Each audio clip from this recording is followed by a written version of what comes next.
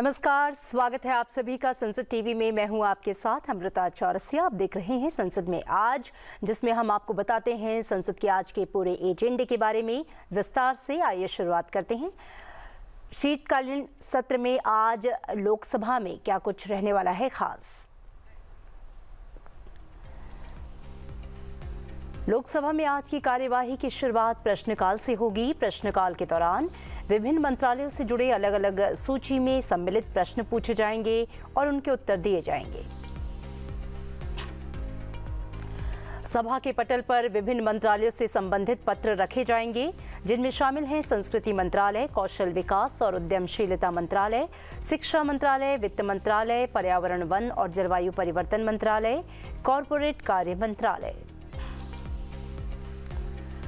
उपभोक्ता मामले, खाद्य और सार्वजनिक वितरण संबंधी स्थायी समिति के प्रतिवेदन प्रस्तुत किए जाएंगे। श्रम, वस्त्र और कौशल विकास संबंधी स्थायी समिति के प्रतिवेदन प्रस्तुत किए जाएंगे। इसके साथ ही रसायन और उर्वरक संबंधी स्थायी समिति 2024-25 के प्रतिवेदन प्रस्तुत किए जाएंगे।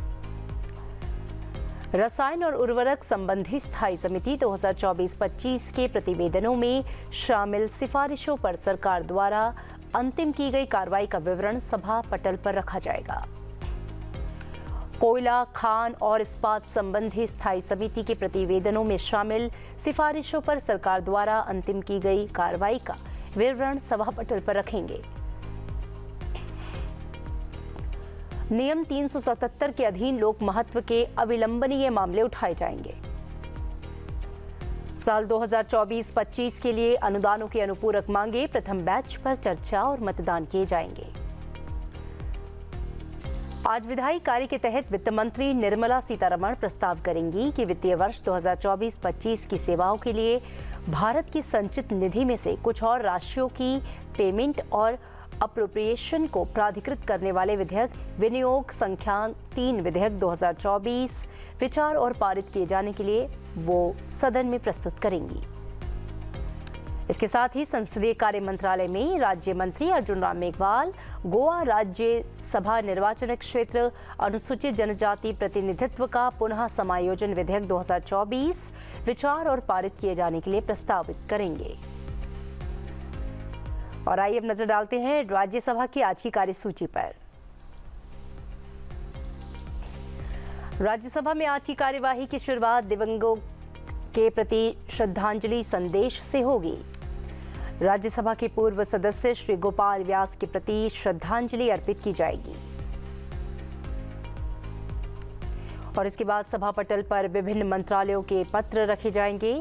आज जिन मंत्रालयों से संबंधित पत्र रखे जाने हैं उनमें शामिल हैं नागर विमानन मंत्रालय, विद्युत मंत्रालय, सूक्ष्म लघु और मध्यम उद्यम मंत्रालय, कोयला मंत्रालय, खान मंत्रालय, रक्षा मंत्रालय, आवासन और शहरी कार्य मंत्रालय, जल शक्ति मंत्रालय।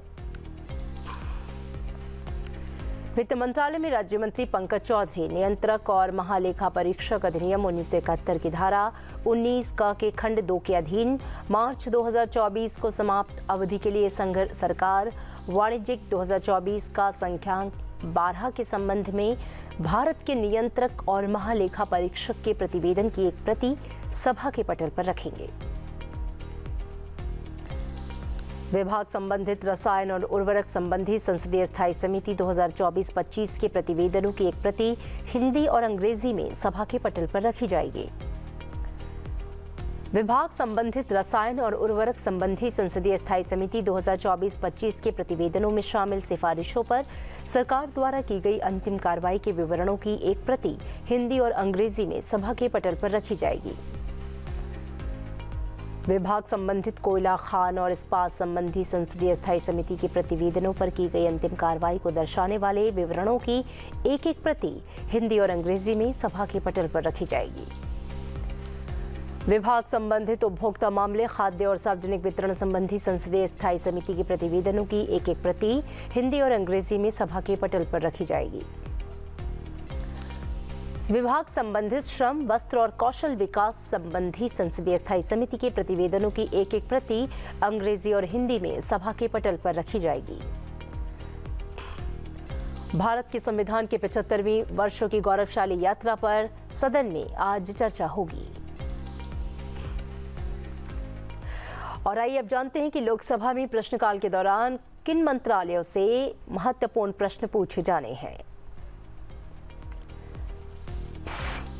ग्वालियर मध्य प्रदेश से भारतीय जनता पार्टी के सांसद भारत सिंह कुशवाहा संस्कृति मंत्री से सवाल करेंगे। वो पूछेंगे कि क्या सरकार का विचार राष्ट्रीय संस्कृति निधि के तहत महारानी लक्ष्मीबाई राष्ट्रीय स्मारक ग्वालियर को उन्नत नवीनीकृत करने का है, यदि हाँ तो उसका ब्यौरा क्या है।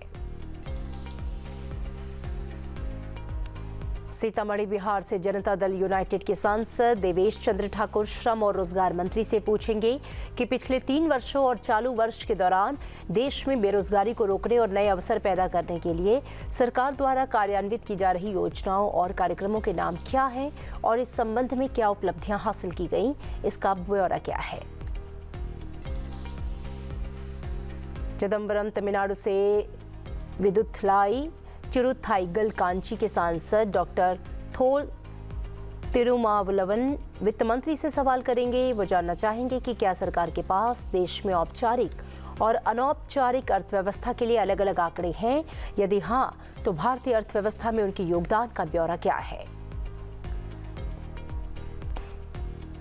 चिकबलपुर कर्नाटक से भारतीय जनता पार्टी के सांसद डॉक्टर के सुधाकर श्रम और रोजगार मंत्री से जानना चाहेंगे कि समाधान पोर्टल पर राज्यवार और वर्षवार कितनी शिकायतें दर्ज की गई, वर्षवार और राज्यवार कितनी शिकायतों का समाधान किया गया, इससे संबंधित ब्यौरा उपलब्ध कराएं।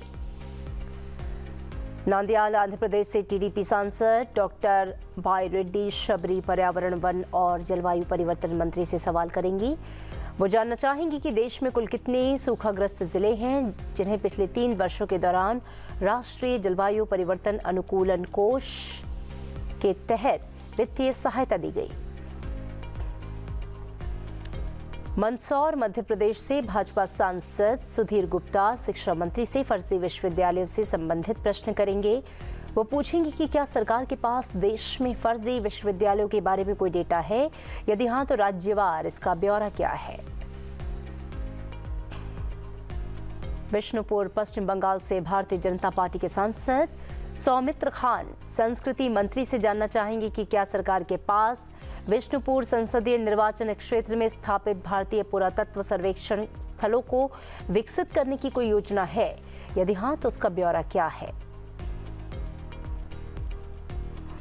कोरबा छत्तीसगढ़ से भारतीय राष्ट्रीय कांग्रेस की सांसद ज्योत्सना चरणदास महंत पर्यावरण, वन और जलवायु परिवर्तन मंत्री से सवाल करेंगे कि देश में विशेष रूप से वायु प्रदूषण के बढ़ते स्तर को देखते हुए कुछ उद्योगों को अनुमोदित प्राप्त करने में छूट देने के पीछे का तर्क क्या है। क्या सरकार ने प्रदूषण नियंत्रण विनियमों से उद्योगों को छूट देने से संभावित पर्यावरणीय प्रभाव का पता लगाने के लिए कोई आकलन किया है, यदि हाँ तो उसका ब्यौरा क्या है। रायचूर कर्नाटक से भारतीय राष्ट्रीय कांग्रेस के सांसद जी कुमार नायक वित्त मंत्री से सवाल करेंगे। वो जानना चाहेंगे कि 5 वर्षों के दौरान कर्नाटक के मौसमी कृषि कार्यों के लिए नाबार्ड द्वारा स्वीकृत अल्पकालिक पुनर्वित्त ऋणों की कुल राशि और प्रत्येक वर्ष वितरित वास्तविक राशि का ब्यौरा क्या है।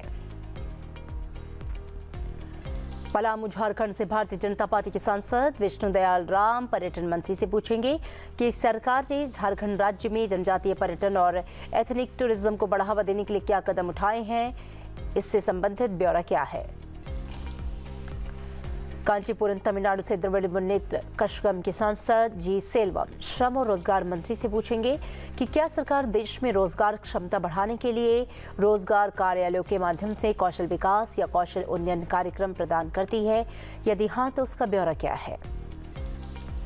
कोलार कर्नाटक से जनता दल सेक्युलर के सांसद एम मल्लेश बाबू श्रम और रोजगार मंत्री से जानना चाहेंगे कि कोलार लोकसभा निर्वाचन क्षेत्र के नरसापुर और वेमगल औद्योगिक क्षेत्रों में संचालित बड़े और मध्यम स्तर के उद्योगों में जिले और राज्य के बाहरी लोगों को अधिकतम सीमा तक विभिन्न श्रेणियों के तहत रोजगार प्रदान किया जाता है, जबकि डॉक्टर सरोजनी महिषी की सिफारिशों के अनुसार स्थानीय उम्मीदवारों को 70% तक रोजगार देने की प्राथमिकता दी जानी चाहिए। उसके बाद अन्य लोगों को रोजगार दिया चाहिए, इससे संबंधित ब्यौरा क्या है। भरतपुर राजस्थान से भारतीय राष्ट्रीय कांग्रेस की सांसद संजना जाटव पर्यावरण, वन और जलवायु परिवर्तन मंत्री से जानना चाहेंगे कि क्या विभिन्न राज्यों में नदी तटों पर स्थित शहर और औद्योगिक इकाइयां नदी प्रदूषण का कारण बन रही हैं। पिछले 3 वर्षों के दौरान सरकार द्वारा इस संबंध में क्या कदम उठाए गए। बदायूं उत्तर प्रदेश से समाजवादी पार्टी के सांसद आदित्य यादव श्रम और रोजगार मंत्री से जानना चाहेंगे कि क्या सरकार सभी राज्यों को कार्य और पारिवारिक जिम्मेदारियों के बीच सामंजस्य को बढ़ावा देने के लिए बनाए गए कानून और नीतियों को अपनाने और लागू करने के लिए प्रोत्साहित करती है, जिसमें बच्चों और अन्य आश्रितों के लिए देखभाल सुविधाएं प्रदान करने के लिए कार्य व्यवस्था में लचीलापन बढ़ाना शामिल हो।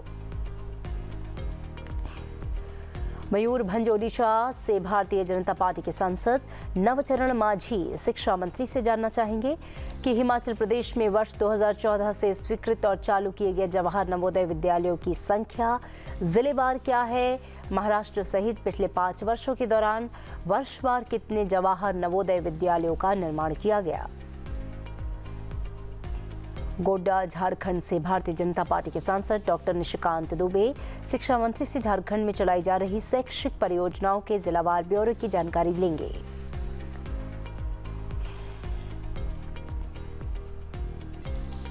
सांगली महाराष्ट्र से निर्दलीय सांसद विशाल दादा प्रकाश बापू पाटिल श्रम और रोजगार मंत्री से सवाल करेंगे कि क्या सांख्यिकी एवं कार्यक्रम कार्यान्वयन मंत्रालय की रिपोर्ट के अनुसार 1 वर्ष पहले की तुलना में साल 2023-24 में ईपीएफओ में कुल नए अंशदाताओं को जोड़े जाने में 4% से अधिक की गिरावट आई है और इसकी संख्या 1.09 करोड़ हो गई।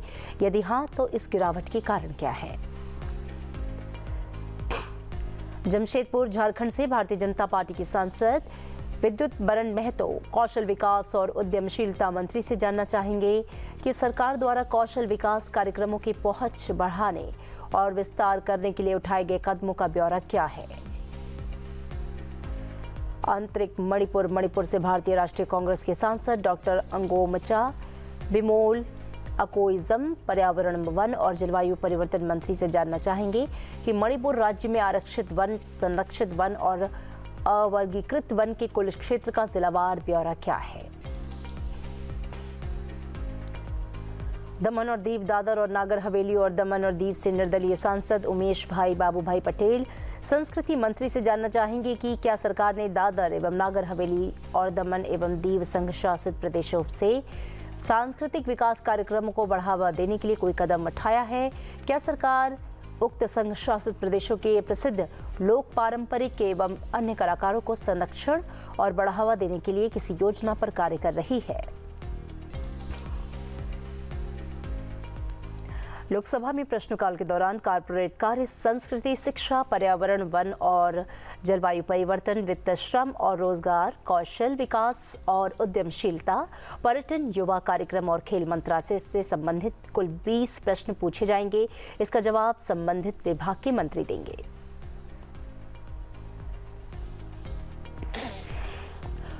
लोकसभा में प्रश्नकाल के दौरान 3 सवाल संस्कृति मंत्रालय से होगा। इसका जवाब केंद्रीय संस्कृति मंत्री गजेंद्र सिंह शेखावत देंगे।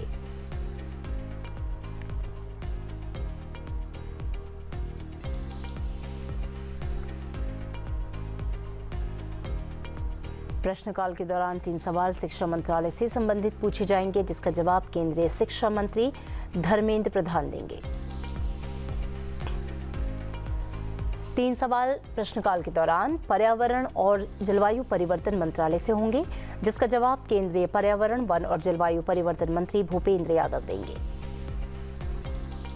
लोकसभा में प्रश्नकाल के दौरान 2 सवाल वित्त मंत्रालय से होंगे। इसका जवाब केंद्रीय वित्त मंत्री निर्मला सीतारमण देंगी।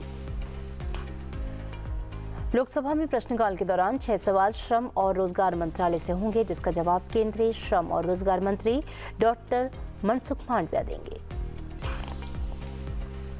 लोकसभा में प्रश्नकाल के दौरान 1 सवाल कौशल विकास और उद्यमशीलता मंत्रालय से होगा, जिसका जवाब केंद्रीय कौशल विकास एवं उद्यमशीलता राज्य मंत्री स्वतंत्र प्रभार जयंत चौधरी देंगे। प्रश्नकाल के दौरान 1 सवाल पर्यटन मंत्रालय से होगा, जिसका जवाब केंद्रीय पर्यटन मंत्री गजेंद्र सिंह शेखावत देंगे। और इसी के साथ संसद में आज में इतना ही, लेकिन कुछ ही देर बाद आप संसद टीवी पर देखेंगे संसद की कार्यवाही का सीधा प्रसारण। आप देखते रहिए संसद टीवी। नमस्कार।